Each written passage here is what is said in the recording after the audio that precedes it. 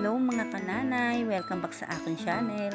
Napapansin niyo ba sa tuwing sasapit ang mahal na araw, palaging itong putahe na ito ang madalas na iniluluto?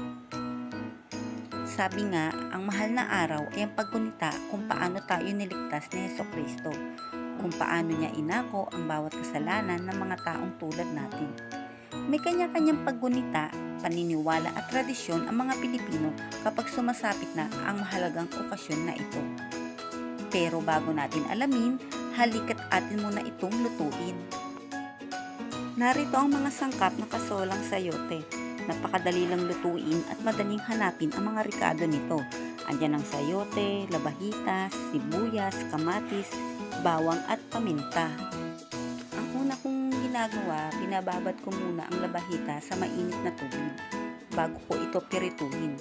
Isang paraan din kasi ito para mawala ang lansa ng labahita.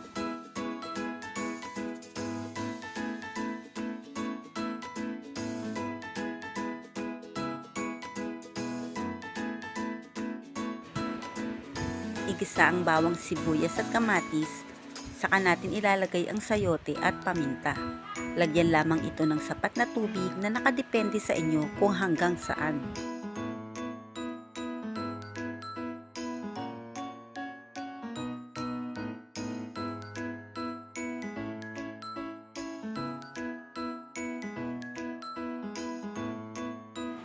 Kapag nalagyan na natin ito ng tubig at natimplahan na, hayaan itong kumulo hanggang lumambot ang sayote at pwede na itong hiyain.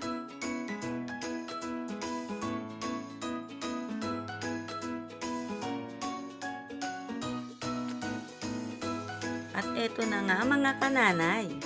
Ito ang ilan lamang sa mga dahilan kung bakit ang putahe na ito ang madalas lutuin sa mahal na araw. Tayo kasi mga Pilipino ay mayaman sa paniniwala o nakagawi ang gawain na ipinamana ng ating mga ninuno. Isa sa paniniwala natin na kapag mahal na araw ay bawal kumain ng anumang klase ng karne. Kung kaya, isda at gulay lang ang kinakain nila noon na naging gawain na natin mga Pinoy pagsapit ng mahal na araw. Kaya ang kasolang sayote ang madalas nating niluluto dahil sa buwan ng tag-init, mura at sagana ang gulay na sayote. At ang mga isda ay madaling idaing sa buwan ng nasabing okasyon dahil na rin sa temperatura. Kaya malimit itong lutuin sa mahal na araw. Paano mga kananay? Hanggang sa muling lutuan. Kita-kits!